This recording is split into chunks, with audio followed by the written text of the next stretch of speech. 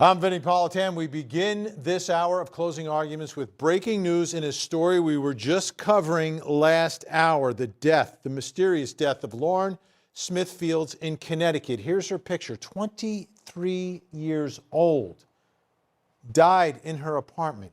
And she was with someone that she had met on the Bumble dating app. The family extremely frustrated and angry with investigators because they had not gotten an answer about what happened to their daughter, and were angry with investigators because of the way they handled it. The man that she was with was never interrogated. They never really tested his story. He has a lawyer now.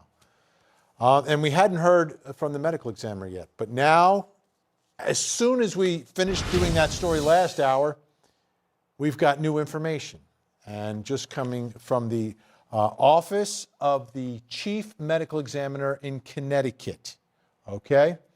The immediate cause of death in the case of Lauren Smith Fields was acute intoxication due to the combined effects of fentanyl, promethazine, hydroxyzine, and alcohol.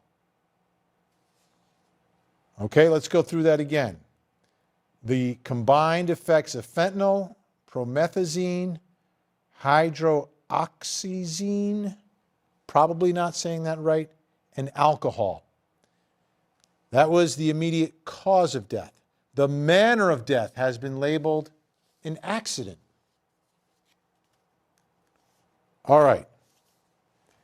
That's the information we got, but what does it mean? What questions still are there? Let's bring back in our special guest who rejoining us tonight, Professor of Forensics at Jacksonville State University, forensic media analyst, former senior investigator for the Fulton County Medical Examiner's Office, Joseph Scott Morgan, back with us. All right, Joseph, I don't know if I pronounced everything correctly, but this is what we're getting tonight from the Medical Examiner's Office in Connecticut. Your thoughts about what we just learned. Keep us on split screen, Ben. I got one word I want you to pronounce for me. Cocktail. Cocktail. That's it? Yeah, that's what this sounds like to me. Yeah, I mean, just promethazine is actually an anti-nausea drug that causes drowsiness. Hydroxyzine is actually, it can be used as an anti-anxiety drug, but it's got antihistamine qualities to it. So again, drowsiness. And then we all know about the scourge of fentanyl, right? But fentanyl is essentially a synthetic opiate. And so you take those three agents, look at that on the screen. Those three agents right there, and you combine them with alcohol, that is a recipe for disaster. That is a lethal cocktail. And I cannot imagine in any universe where this young woman would say, yeah, okay, let me have a dosage of fentanyl, let me have a dosage of promethazine, and have a dosage of hydroxyzine. Oh, and let me wash it down with some alcohol. That it almost seems absurd to me. So that means that these would have had to have been ingested in some kind of combination. I think that's rather obvious, but I think that that's key here. Now, keep in mind, when the ME rules this as an accident, they're not ruling this from the same perspective that, say, a law enforcement agency would. If the ME would rule this as a homicide, they would have to be presented with what you lawyers call intent in order to push it over that line for them. To this point, I don't know if that has been established yet. But, you know, of course, we all know that there are cases where medical examiners and coroners have gone back in time and they've changed the manner of death. So I'm going to be very, very interested to see how all this unfolds. I'm amazed at this combination, and it's popped up right now. And, you know, you combine that with alcohol. I mean, how many warnings do we have out there in the general public where people tell you to stay away from these drugs? And whatever you do, don't mix it with alcohol. I mean, we've heard that for years and years. And so to me, this smacks of a cocktail. Now, how she administered it to herself or how it was administered to her, I don't have an answer to that. Is there any way to in her figure that system. out? Is there any way to figure that out from toxicology, the amount of each, and again, how it's all ingested, at what point it's ingested, Yeah, how long it's been in your yeah. system? Well, yeah, I mean, drugs have a half-life, but this is important. So folks at home really grasp this. When we draw toxicology, that's urine and blood and all those other fluids that we draw at autopsy. We go for what's called a qualitative amount, which means we say that those substances are in the system. Now, it takes a bit longer to get a quantitative amount. And people don't, I don't think people at home realize this, but when we're looking at these drugs on a toxicology sample, when you look at something like fentanyl, there is actually a therapeutic range for fentanyl. Okay, therapeutic range. Traditionally, fentanyl has been used as an anesthetic. Okay, or for an early form of anesthesia or a painkiller, that sort of thing. So there are, in fact, uh, therapeutic limits. Now it's when you get beyond those limits that it becomes dangerous. Oh, and also when you mix them and combine them, it causes what's referred to as an antagonistic reaction. And so you combine that with alcohol. Again, that's why I'm saying this is a lethal combination. So now, armed with this information, the police in Bridgeport need to go back out and start asking some questions. What are the origins of these medications? Why does she have these in her system? Did she have access to them? Did this fellow that they keep mentioning, this mystery fellow, did he have access to them? What were they doing that evening? Did they go to a bar? This could have been slipped to her. I don't know. I think the family deserves those answers. Absolutely. So some of the information, preliminary information that we've gotten is that they were out and they were drinking before they went back to her apartment. There was also an indication that she was throwing up when they got back. So she wasn't feeling well. But then they continued to drink. And that part, to me, doesn't make a ton of sense. So tell me about fentanyl. Is fentanyl something that could be put into a drink, could be slipped into a drink, could dissolve in a drink, and someone could ingest it and not even know it? Yeah, I'm sure that it probably could. It all depends on, kind of the form that it's going to take. If it's rendered down to the point and the person is sharp enough to know how to apply it, yeah, most certainly. I think that could be facilitated. Any of these drugs could, and particularly if you create a combination by secreting them into a drink like alcohol, and depending upon the alcohol, the level of kind of the fruitiness of the drink, for instance, the sweetness of it, it may mask the taste of any kind of underlying substance. So you're not really going to know what you're taking on board at that moment in time. I find it very interesting that she was uh, throwing up, and that has been mentioned. I think my question would be, we know about the levels of, or we know that these drugs are present. I think that the other important piece of information here, Vinny, is to know what her blood alcohol level was. What's her BA, as they call it? Is it in a lethal range? Because alcohol just standalone, if you're not used to drinking it, you can die of acute alcohol toxicity as well. So what's her tolerance level for alcohol? How long had she been drinking? How much had she been drinking? And at what point in time, timeline is very important here. At what point in time had she begun to regurgitate? And was this actually witnessed? Did somebody see it? Were there any complaints leading up to it? Oh, I'm dizzy. Oh, I'm nauseated. Did she have stabbing pains in her abdomen? That's why it's so important at the beginning of an investigation like this that you go back and you glean that information at that moment in time before everything kind of washes away, through the progression of time. And we're talking about a 23-year-old young lady here. This is not somebody that would have had time at this point in her life to have developed these dependencies that are multi-layered drugs and alcoholism and all these things that we see maybe later on in life. To the best of my knowledge, I haven't heard anyone yet say that she's a drug abuser. So it would really, I think that there are some hard scientific questions that need to be asked in addition to the investigative questions. How about the bloody nose? Knowing what we know now and knowing that according to the man she was with, that she met on this Bumble date, on this Bumble app and had a date with. How does the bloody nose relate to any of this, or does it not relate to any of this? No, I think that there's probably some kind of correlation. I don't know. I think first, you know me, Vin, I'm I'm a cynic. I have to my first point here is to try to determine if in fact there's been any kind of trauma. You know, anytime I see blood, I'm going to think trauma. That's just a little death investigator in me. Beyond that, I have to begin to think about some kind of vascular problem that she may be presenting with. And if it's demonstrating through blood issuing from her nose, I think the question is there any evidence that she had indwelling hemorrhage in any other location in her body?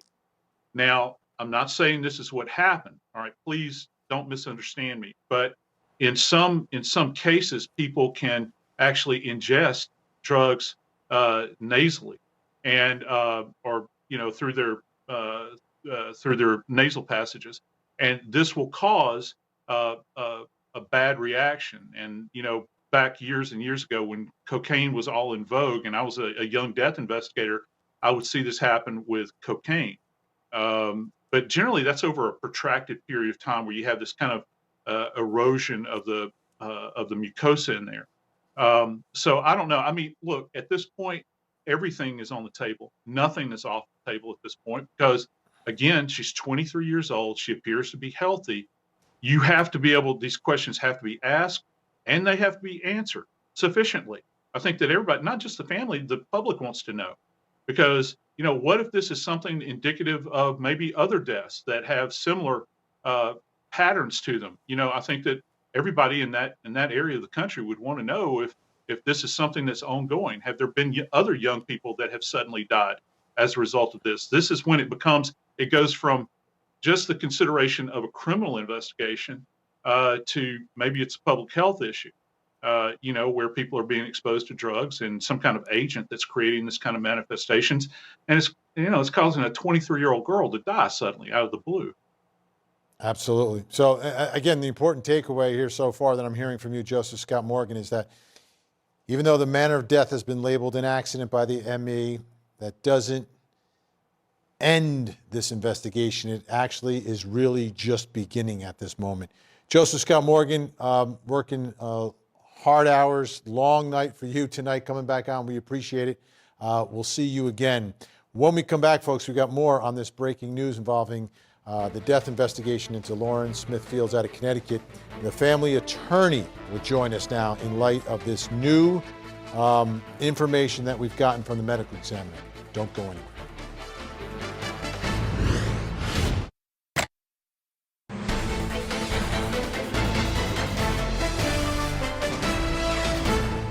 You know, what we've been seeing largely in the country is that if someone dies under these circumstances, and unfortunately, if they're a person of Caucasian descent, they get a priority.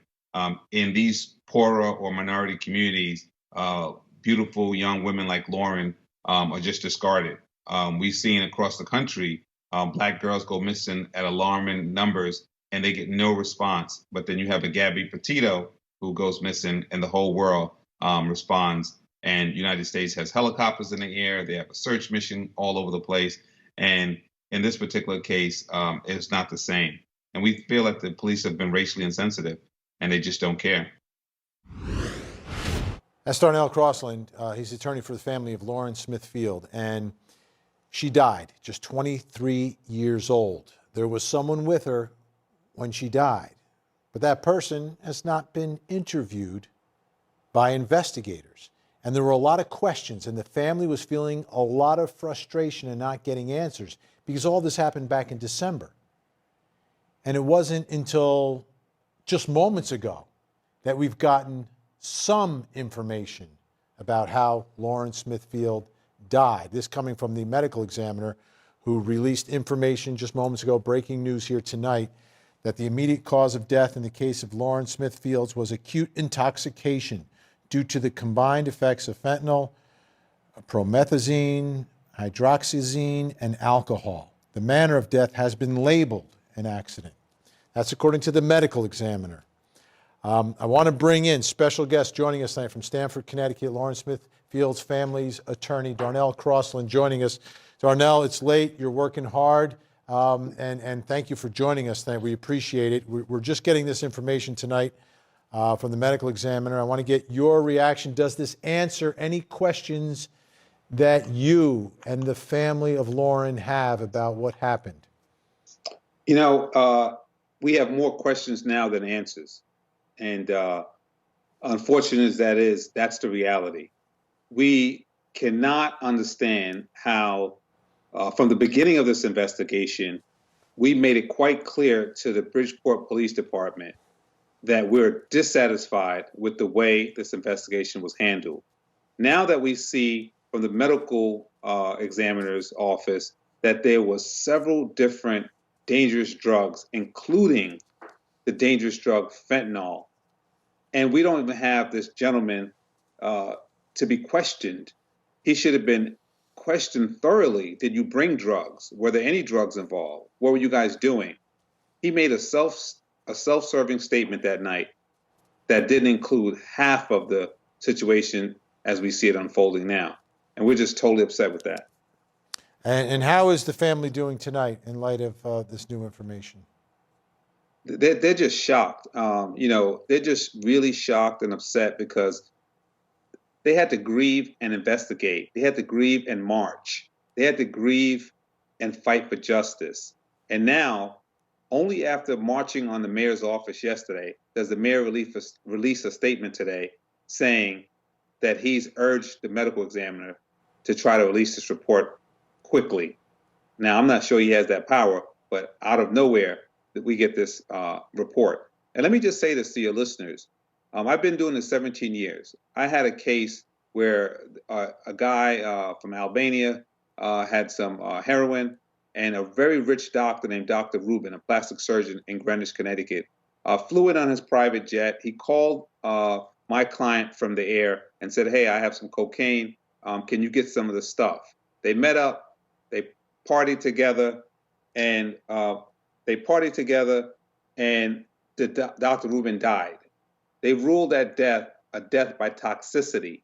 That was it, toxicity. And what they said it was the mixture between the heroin and the cocaine.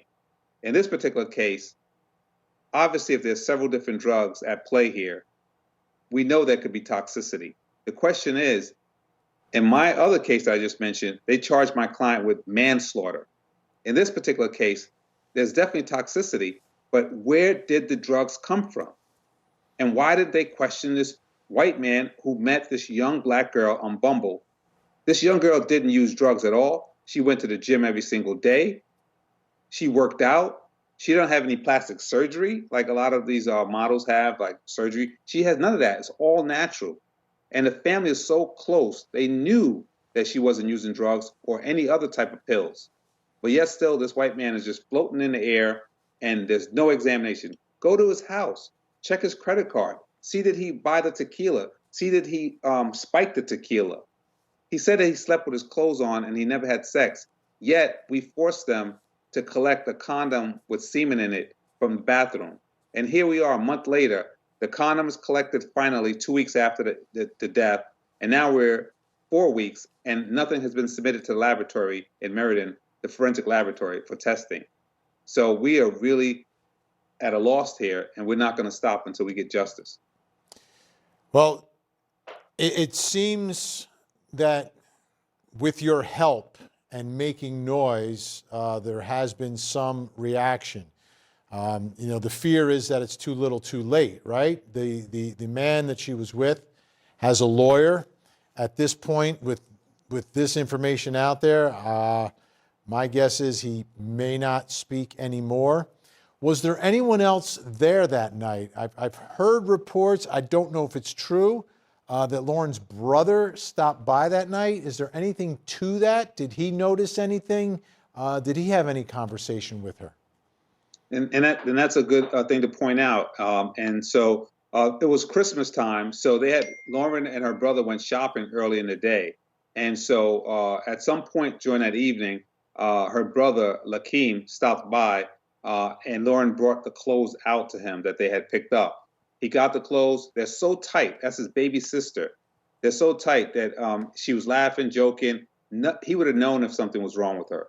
She never mentioned that anyone was in the house, and it's a private family house. She rents the downstairs basement, and they had a couple of conversations for a little while, and then she went back in the house. Not drunk, not sick, not dizzy, nothing.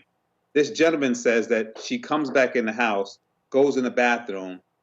He says that she's terribly sick, but after she's terribly sick, they start drinking more.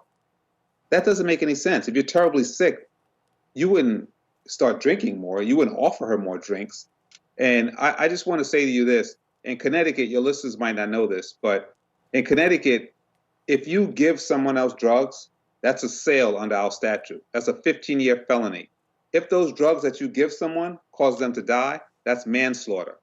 And so in this particular case, the police need to be doing what they always do when fentanyl is involved. They try to track the source because it's so dangerous. They need to interview this gentleman to see if he had any fentanyl. Have he ever used fentanyl? Does he have any connection to fentanyl? And then they need to track that. I'll say this last thing. A couple weeks ago in Connecticut, there was a couple kids who died at a local school from using fentanyl. And it's so toxic that the police treat it as a hazmat scene.